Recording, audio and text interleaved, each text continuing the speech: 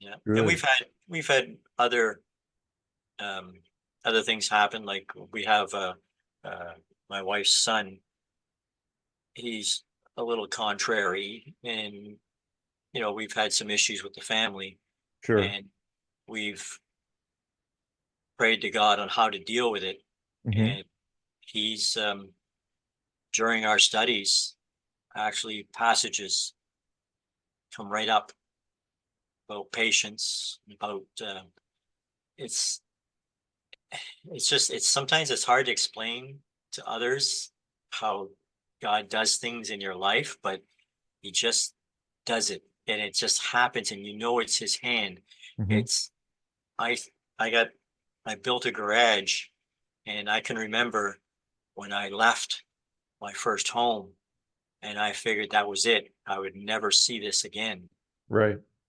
And here I am with a garage, tools, that The things that you need.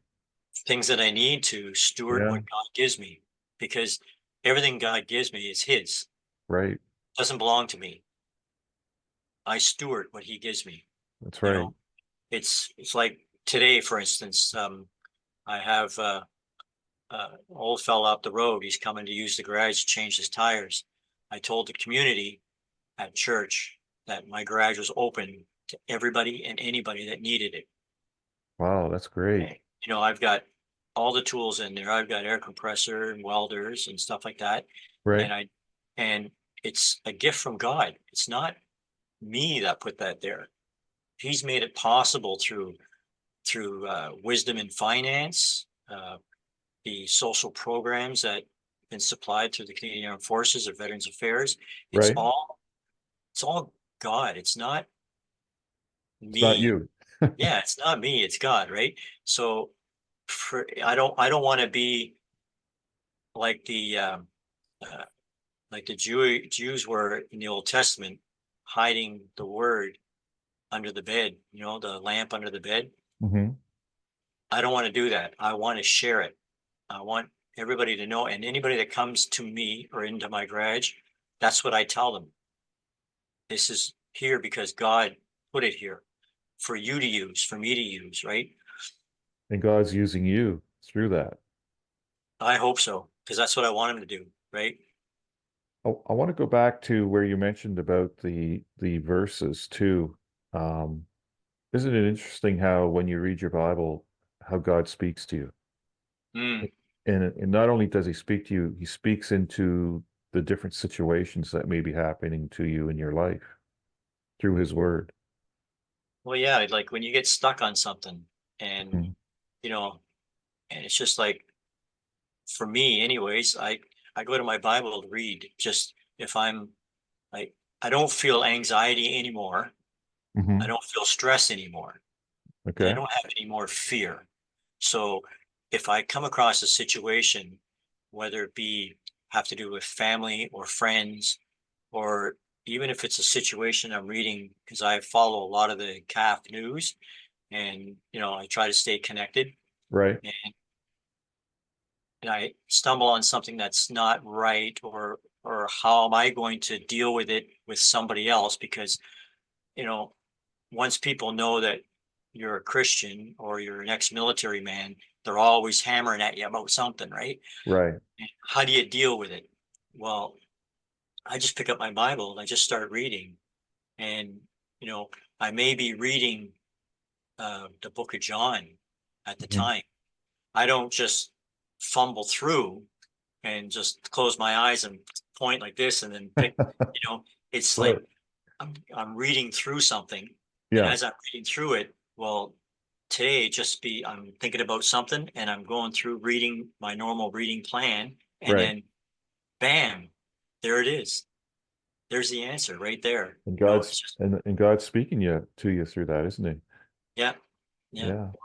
Well, That, that's what I try to stress a lot of times, especially those that I talk to about prayer. Um, I give the example of my family. Uh, you know, uh, they're suffering in a certain way, maybe through finances or landlord issues or whatever, and they're saying, Right. "Oh, I need to pray, and I'm praying and praying on it," and I'll say, "Did you read your Bible?" "Well, no, I haven't had time. I haven't read." I said, "Well, then how do you know what God's going to say to you?" Like, Good to point. me, it's the Bible is the only way God speaks to us today. Mhm. Like, we don't have Isaiah, you know, Jeremiah. We don't have, We don't have the prophets. yeah, we don't have those guys anymore, right? Mm. And it's like, okay, we might have subtle signs, like, Right. but it's just that individually, if you want to know if God's working in your life, if you want to know if He heard your prayer, even, Right. how are you going to know that if you don't open the Bible and read? That's how True. He speaks to us today. Yep. That's His communications. That's His comms, man. Like, you know what I mean? That's, And you being a former comms guy, yeah, you yeah, know, you you know, get it. that's how he speaks to us. I can't just, well, he'll give me a vision in my sleep. Well, it doesn't always work that way. You know what I mean? Yeah. It's just like sometimes we do get these little He could. glimpses. Yeah, sometimes we do get glimpses and stuff like that. But if Right. we want to know, we want to feel that we got to pick up the Bible and read the Word. Like, Mm.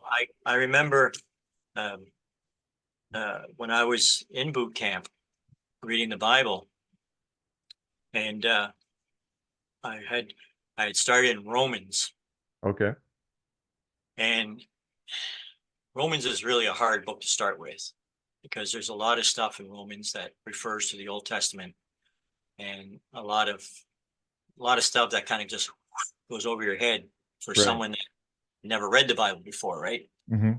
Myself personally, I usually direct everybody to John, the book of John. When they Okay. read it for the first time, I usually Yes. I usually send them to John, right? Yep. But I got onto Romans, and uh, there was I was having a hard time running because PT in the morning time was always a 10K run every morning. Okay. And being an addict and a heavy cigarette smoker, marijuana smoker, Oh there boy. wasn't a lot of capacity Right. for lung capacity for running, right? So I Uh-huh. was I was having a rough time running. Well, I I stumbled across the one in Isaiah. Um, oh, I don't know if I could find that passage for you really quick here. Hmm. I usually have it. My memory hasn't been as good as it used to be there lately. Right. You know, I'm a little slower than I used to. used to. Um, it's Isaiah. Let's see, Isaiah 40, 28 to 31. Hmm. Would you like me to read it? Sure. Go ahead. Okay, starting at 28. Have you not known? Have you not heard? The Lord is the everlasting God, the creator of the ends of the earth. He does not faint or grow weary. His understanding is unsearchable. He gives power to the faint, and to him who has no might, he increases strength. Even youths shall faint and be weary, and young men shall fall exhausted. But they who wait for the Lord shall renew their strength. They shall mount up with wings like eagles. They shall run and not be weary. They shall walk and not faint. That one there was like, That's a good one. it was my motivation. Hmm. I would pray the Our Father in my head while I Right. was running. Okay. And the running was over. It was like he took my mind off the run. And it wasn't a matter of 2 weeks. I was running 10K, Wow. and I would start praying and the run was over. It's just like it almost felt like it shortened the run. Isn't that something? Unbelievable. He gave you the strength and the determination to get through that and to get Yeah. stronger as you did. Yeah. You know, and because I was always like, this is too long. It's just too long. Like, it's just like running and running and running. It's just like, it felt like forever. I was running forever. But then as soon as I come across that passage, and I'm not sure how I got to that. I think it might have been my wife that told me that passage. Hmm. I was in contact with her all the time. Hey, Right, and I was telling her how, well, it was getting tough and getting tough. And I think she had told me that passage in Isaiah. right. And I started thinking, okay, well, then I'm going to start praying as I run. So Okay. I'd read that passage before I left for PT. And then when I started running, I would start praying and I would say the Our Father in my head. Wow. It was like the run was over. Before I knew it, That was it. we're back at base. Or like we're back at the start. I want to go into our some questions on work and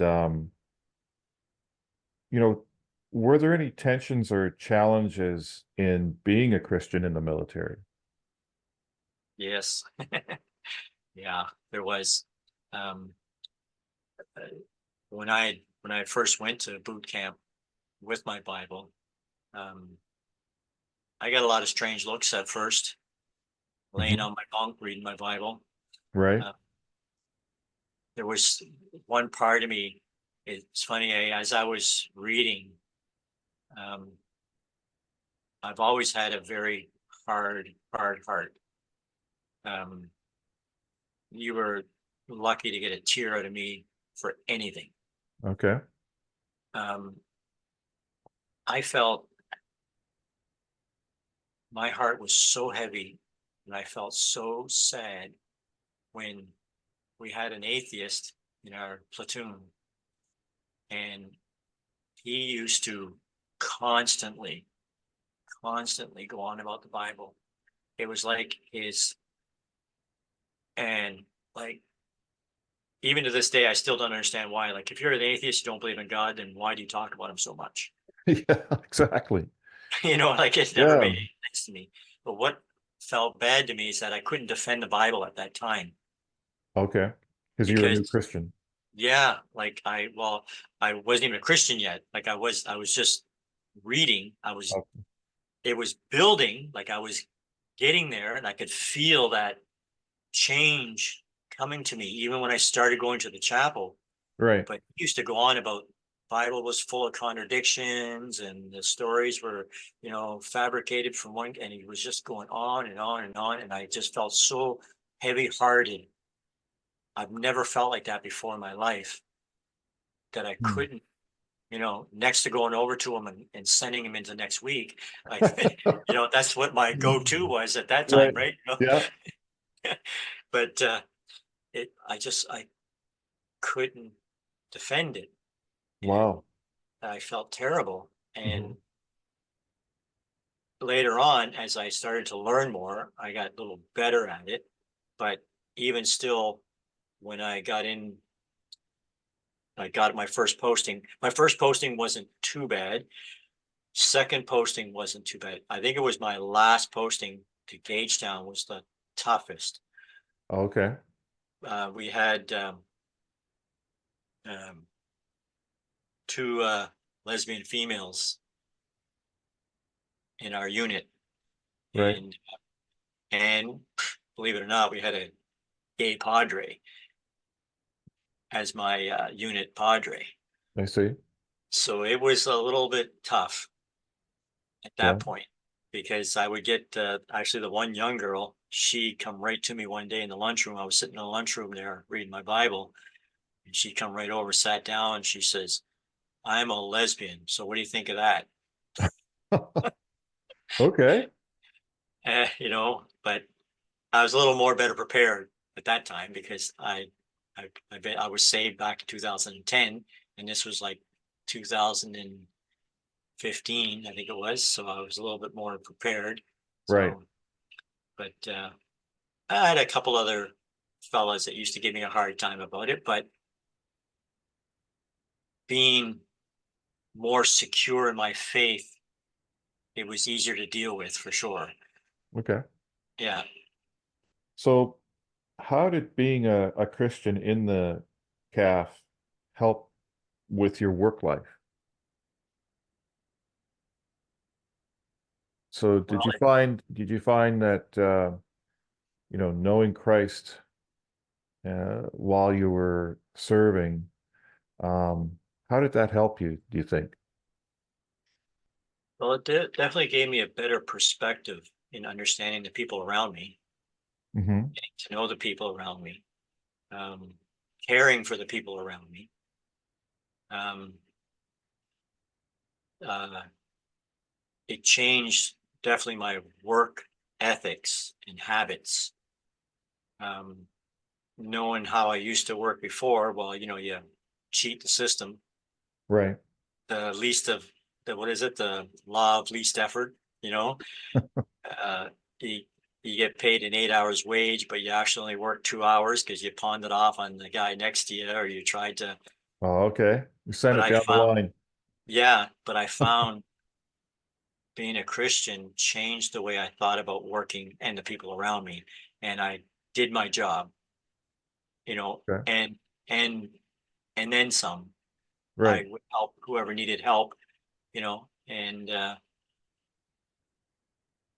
it just changes the way you perceive your job and the way you Right. perceive the people around you. It just kind of opens your eyes to an honest, more um, fulfilling feeling. Okay. Good. It just It gives you the strength to keep going. Yeah, Okay. um, no matter what, even if it was a bad day, like if 2 RCR gave us a last minute notice that they were going to the field, and all of a sudden there had to be you know a ton load of rations and mod tents and equipment that had to go out of the door because we were base supply, right? So all Right. this stuff, and it's like everybody else is like all grumpy and upset and mad because it's a last minute notice, and Right. you can't find the 842 tags, and you know what I mean. It's Yeah. like uh, nobody's notified the ammo depot, and Oh it's boy. just, but it's just it, it kind of like takes that edge off, it's just it's Helps okay, you, it's just another day at work, let's just do but the job, let's not worry, you know right and on. it just Well, takes that edge off, eh? um, so how did you stay close to God? Like if you ever went on an exercise or deployment? Well, I definitely took my Bible with me on exercises. I never got deployed, but we were lots of exercises, Okay. and yeah, the exercises can be tough because either you're sleeping under the stars, or you know in the mod tents, or in a you know under a bivouac or something like that. um it can get rough, cold, wet, whatever, damp. Right. uh it it helped me to read, That gave helped me you comfort. stay close to the Lord because Yeah. I don't imagine you got to the opportunity to get to chapel or church while you were out in the field. No, no, not at all, no. No. The only time that we got any kind of service is if there was a padre that was attached to our unit. If we Okay. went out to the field, Right. he would do like a little tent service or something like that Okay. Sunday morning, right? You know, um, but you weren't always lucky enough to have a padre attached to your unit when you're on exercise. Um, depending on how long the exercise was, sometimes they would uh, maybe a padre would come out and visit. So like if we were out in the training area and we were doing like maybe a 6-week exercise, if one of the Padres were freed up or something like that, because we're shorthanded with Padres as it is anyways in the military. Right. So if one of them were able to take a run out to the exercise, he'd even if it was in the middle of the day on a Tuesday or a Wednesday, we'd Mhm. do a little quick service or something like that, right? Nice. Or do a prayer group. Right. Okay. But we had prayer groups. You're familiar with Andrew Whitman. Yes. Yes, we used to have a prayer group every Thursday afternoon at the chapel. Okay. Yes, yeah, we used to do that, which helped. It was really nice, especially when you work when you're in the military. You don't always guaranteed you're gonna have Sunday off, right? So No, that's right. That's yeah, for sure. yeah. So it's always nice to have that prayer group on Thursday afternoons, so you can, if you're gonna miss Sunday, at least you had a prayer group, right? So, So it seems like there's always seems to be a way that you can stay close to the Lord when you're out on deployment or when you're on exercise. yes, especially deployment, because I know when I was with JSR in Kingston, um, they had the Padres out there Hmm. all the time at the fobs, right? Right.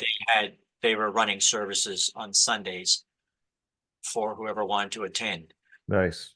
you know, unless you were on fire picket or something like that, you couldn't attend it. But Right. if you weren't on duty or something like that, usually you can attend it. So usually deployments, it was probably easier for a Christian to stay connected to God during deployments than it would be for exercise. Oh, Because okay. exercise they figure is temporary, Right. so necessarily need to supply a Padre for the exercise, right? Okay. But for the deployment, there was usually always a Padre out there. So, Nice. And our final question, um, how did and do you show your faith to others when asked, or if the opportunity arises to talk about it? I think you've given some examples through our podcast here, but um, do you have anything that you intentionally do to reach people besides showing you know that you are a Christian just by the way you live? well, uh, being really friendly, not Hmm. swearing, you Right? know, uh, I try to um, the first impressions, I think, first impression. I try to give that first impression Right. that I'm a Christian. Hmm. Um, Not necessarily by having a, a cross pinned to my lapel or something like No, that, no. but just by introduction, Okay. the friendliness and the way to greet people, and I always try to put God in every part of my conversation, Okay. whether it be just whether I would just say, "Oh, thank God for that," or "I've been Right. blessed." You know what I mean? I've been Right. blessed. You know what I mean? I try to always put that in there in the beginning of the conversation, throughout the conversation. I try to always uh, let them know, you know, and Right. even like when people approach you on problem issues that are happening in the world today. I think that's probably Another thing. the biggest one. I think for me, anyways. Okay. I have a lot of military friends still on Facebook and that, and I've got quite a few friends that they're conspiracy theorists, and they're always looking at someone's trying to screw them over, or it's always like this is happening or that's happening, and shouldn't stand for this and shouldn't stand for that. But I think that I always try to use God in those situations, Right. saying, you know, what's happening is happening because the lack of God in Okay. our lives today. Um, do you find when you have also that when you have the opportunity to pour yourself into people, um, that that's a big thing too? Like, you talked about your daughter, you talked about opening up your garage. These are, they seem to be all opportunities that you have to pour Jimmy into other people. Yeah, that's actually one of my big prayers. I always pray, like, after giving thanks, I want to serve God in any Mm, way I can. So I pray that He gives me opportunity in any way at all, like whether it be just in conversation or in action, because I want to glorify Him in everything that I do. yes. And sometimes being retired and living in the woods doesn't give you a whole lot of opportunities sometimes, right? Hmm. So by praying on it, I I get more opportunities because then I find that I do get approached, and with not being closed in like most people are today, I'm I've always been an outgoing guy anyways. Right. Like I've always been it's always been like, somebody shut Jimmy up. You know what I mean? Because it's I've always been one. I used to be a union rep at one time, and it's like you know, I I can gab with the best of them, right? So it's just I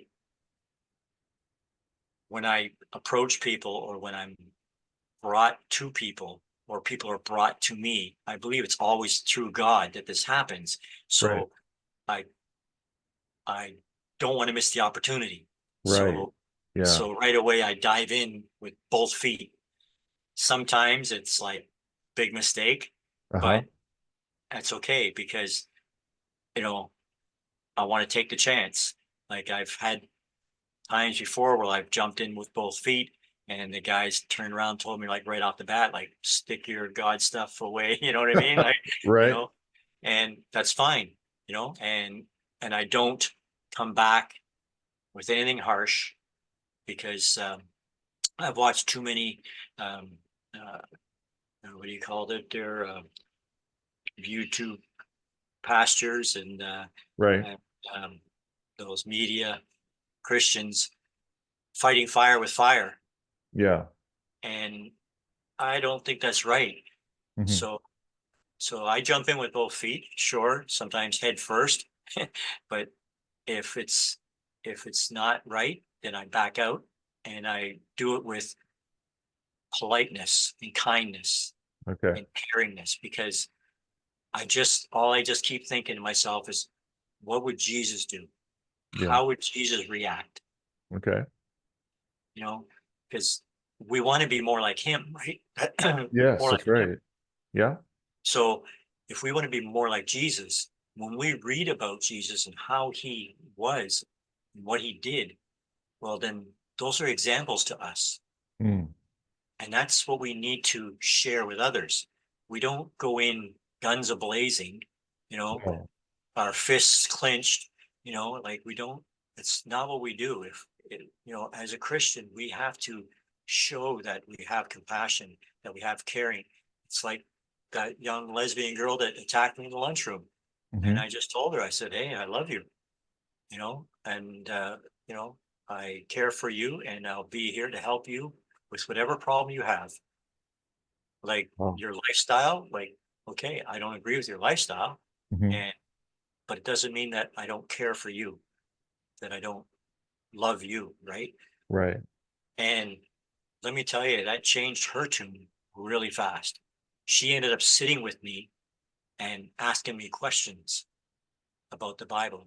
So that really, instead of maybe shoving her away, you you brought her closer to you, and that opened up a door to tell her about your faith and about Christ. Well, yeah, because she had no idea. And then when I, and it was funny because when I sat with her and I told her, I said, because like all too often people get this misconception that sins are all different levels. Mm. They don't understand that sin is sin. Sin is It's across, sin. Yeah. it's across the board. There's no one greater sin than another, unless it's that one the Bible talks about, blasphemy against God there, whatever, that Mhm. Right. one unforgivable sin there, The whatever. unforgivable sin. Yeah. Yeah, but all our sins that we have today are all on the same level. Okay.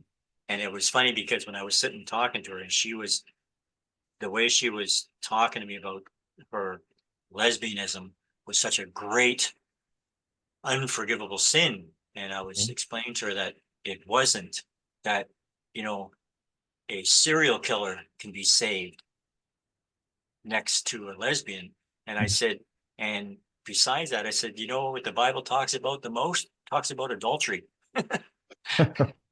It's the Bible talks about adultery more than it actually talks about the homosexuality. Like it mentions it, but adultery is one of the a big topic in the Bible. Mm-hmm. And she didn't realize that. And she kind of like, oh, really? And then she wanted to hear more. And we ended up talking the whole lunch period, you know? So that's what I think as Christians, we need to really watch ourselves on how we project, because it's just like in the service. I used to get upset when I see a young fellow spitting on the ground in uniform. And it's like, you're representing the military. So you Yeah. need to be at your utmost, sharpest. So I'm representing God. So if I'm going to represent my Lord and Savior, I need to be as sharp and as positive, as good as I can be. Yeah, I'm not perfect. And You're going to have there's, a bad day. yeah, there's a lot of times where I fail, Yeah. but it's just that when you're in that opportunity, that's when you have to really be diligent with yourself, right? You know, That's like, when the sure, light yeah, I shines. failed. Buddy cuts me off in traffic, and my mind goes, Oh oh, yeah. but Yeah. yeah, then I say to God, oh God, take that thought out of my head, right? But when I'm confronted, like your last question there, like when I'm confronted and the opportunity there, that's when I have to be very diligent, and I Right. have to represent the statutes, the I have to represent what God is, and I need to make sure that that opportunity doesn't get wasted, and that I reflect God's love, His Hmm. compassion as much as I can. Right? Yeah. You have to Yeah. look at the world today, man. It's in dire straits, right? You know, Yes. That's when we need to not hide our lights, or we need to bring them out and let them shine yeah. in the dark world. We gotta show people that they need to be prepared. Like I know there's Christians out there today that talk about end of times, and they say that it shows more and more and more that this is you know end of times, and they quote passages out of the Bible and stuff like that. Yeah, okay, that you want to go down that road, that's fine, but we know, bottom line, that we're not going to know when Christ comes. Right. Bottom line, we just don't know when he's coming. It No. could be another 500 years from now. Or it You could know be what I mean? 5 seconds from now. It could be 5 seconds from now, right? So, Yeah. but the thing that we should be concentrating on, not about end of times, we should be concentrating on about being prepared, having your bags packed at the door. You know, I And ready to go. I can't remember the song, but there's a song that Crossways sings that it's about the pastor talking to the guy, and he says that he's got his ticket already bought to heaven, and the pastor says, "Yeah, really? Explain that to me." But it's just you need to be prepared, right? Yeah. You have to be fully prepared, not even to the point where you remember the story of the seven virgins, Right. right? Going to the bridegroom, and the ones Mm. that didn't bring the extra oil, right? So we need to teach that. We need to, That's what we need to teach, not go on about end of times. It's No, about being prepared, you know, because it could happen anytime. that's right. You could die tomorrow, And yes, and that's right. We're not you know. guaranteed tomorrow, are we? That's right. So like I get some people say, well, I'll wait till I'm in my 60s or 70s, then I'll start reading the Bible and all that stuff there. Well, what if you don't make it? Yeah, You know? exactly. Yeah, what if you get hit by a bus tomorrow? Well, Jimmy, I want to thank you for your time. Um, you took some time out of your day to come on the podcast, and any chance in the future that we could get you to come on again? Oh, for sure, for sure. I thank you very much for having me, and I'd love to get back on again, for Oh, sure. yeah, I really enjoyed talking to you this morning and learning about your walk with Christ. And let's do this again sometime.